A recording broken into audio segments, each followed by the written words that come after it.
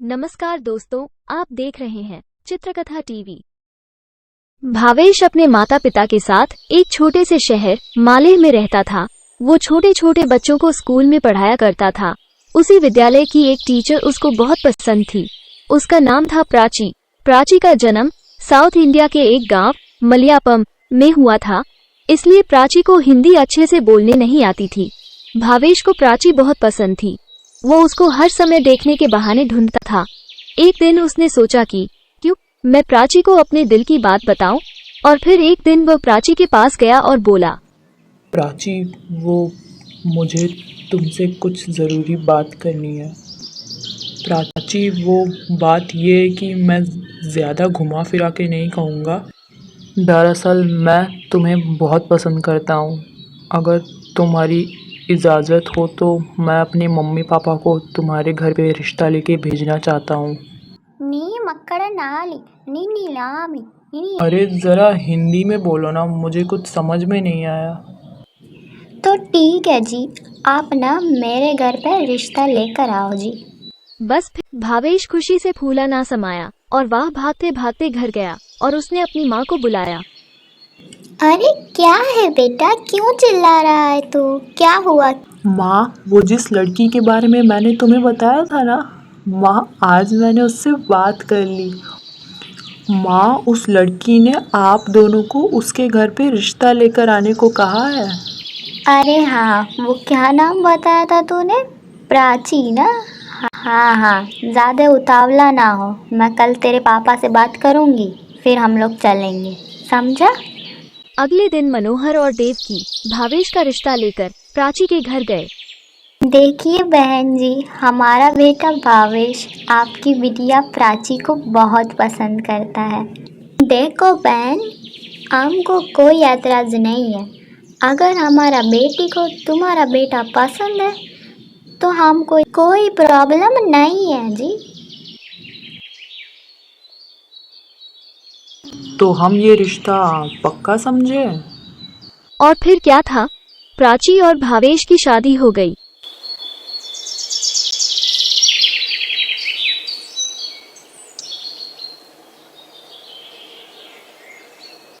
अरे बहू, तू क्यों रसोई घर में आ गई पहले दिन?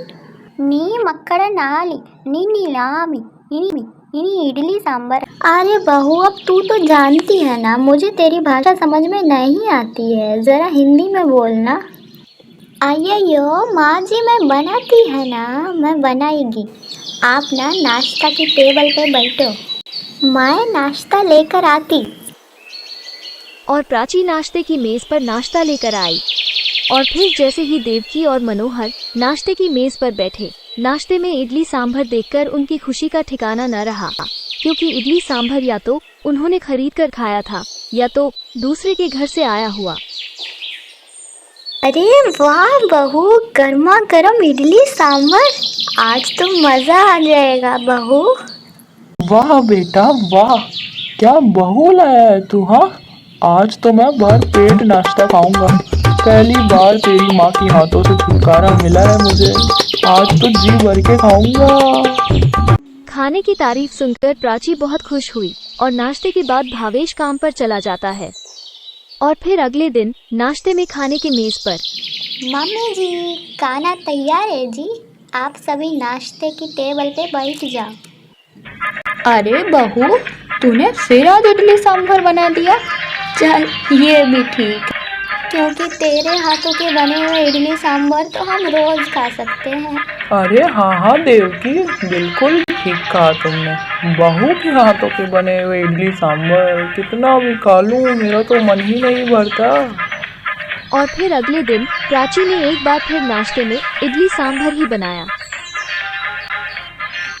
अरे प्राची, ये क्या तुमने आज फिर से इडली सांभर बना दिया। नी मक्कड़ नाली नी इडली सांभर ला निपड़ेगी अन्नी पड़ी ने। अरे तुमसे कितनी बार कहा है कि हिंदी में बोला करो, हम सब हिंदी समझते हैं। आयो, पर आप सब नहीं तो हमको बोला कि तुम्हारे हाथ का इडली सांभर हमको बहुत पसंद है। पर तुमसे रोज रोज बनाने के लिए किसने कहा। और भावेश बिना नाश्ता किए ही टेबल पर से चला गया। प्राची के ससुर जी, जो अब तक बड़े चाव से इडली सांभर खा रहे थे और कहते थे कि उनका जी ही नहीं भरता कितना भी खा लूं। और अब हाल ये है कि उनसे इडली सांभर देखा भी नहीं जा रहा है। अरे बेटा, ये बहू तू कहाँ से लाया? और फिर उसी दिन देवकी ने बहू की मां को फोन लगाया। नमस्ते बहन जी, मैं बस ये जानना चाहती हूँ कि आपने अपनी प्राची को इडली सांभर के अलावा कुछ नहीं बनाने सिखाया क्या? प्राची ಎಂಗಲಿನಿವೆ अन्नी कोब देखी ये प्राची न कहानी इडली सांभर कना। अरे बहन, हिंदी में बोलिए ना। नहीं जी, उसको इडली सांभर ही बनाने आता बस। हे भगवान, अब क्या होगा इस घर का? अब घर में सभी लोग प्राची को ताना देने लगे थे कि इसको तो कुछ भी बनाने नहीं आता, जिससे प्राची को बहुत बुरा लगता था। और फिर एक दिन भावेश की एक बड़े अधिकारी के साथ बहस हो गई, जिसका परिणाम ये हुआ कि भावेश की नौकरी चली गई। भावेश ने बड़ी निराशा के साथ घर आकर कहा, माँ मेरी नौकरी चली गई है माँ। हे भगवान, इस घर में एक तू ही कमाने वाला था, तेरी भी नौकरी चली गई। अब हम क्या करेंगे? माँ तुम चिंता मत करो, मैं कल से ही कहीं और काम ढूंढता हूँ, ठीक है? और अब धीरे धीरे 1 महीना बीत गया। भावेश को कोई काम न मिला। घर में जो बचे खुचे पैसे थे वो भी अब खत्म होने लगे थे, जिससे घर के सभी लोग बहुत चिंतित रहने लगे थे। एक दिन प्राची ने कहा, अयो माँ जी, क्यों ना मैं इडली सांभर का एक दुकान खोलूं? वैसे भी मेरे को बहुत अच्छा इडली सांभर बनाने आता है। हाँ बहू, बात तो तूने सच ही कही, इडली सांभर तो तू कमाल के बना लेती है। और फिर क्या है, जितने भी पैसे बचे थे उसमें से प्राची ने एक ठेला खरीदा और मात्र 15 रुपये प्लेट इडली सांभर बनाकर बेचा। और प्राची को पहले दिन से ही मुनाफा हुआ, क्योंकि इडली सांभर का धंधा वहाँ कोई न करता था और इडली सांभर का दाम इतना सस्ता होने के कारण उसकी दुकान में भीड़ लग गई।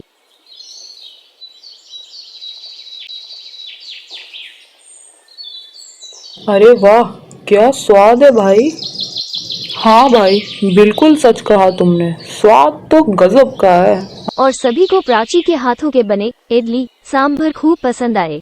जल्दी ही प्राची अच्छे पैसे कमाने लग गई, जिससे घर की परिस्थिति वापस से अच्छी हो गई। बहू, हमें माफ कर दो, हमने ना जाने दिन रात तुम्हें कितने ताने दिए। और बहू, आज तुम्हारे इस इडली सांभर बनाने की कला ने हमें जिंदा रखा है। हाँ प्राची, तुम मुझे भी माफ़ कर देना, मुझसे बहुत बड़ी गलती हो गई प्राची। अरे अरे, आप सब लोग ये क्या कर रहे हैं जी? हम इस घर का सदस्य है और ये हमारा भी जिम्मेदारी है ही ना, तो ये मेरा घर भी तो है ही ना। इस कहानी से हमें ये सीख मिलती है कि हमें हर किसी की कला का सम्मान करना चाहिए, न कि उसे ताने देने चाहिए।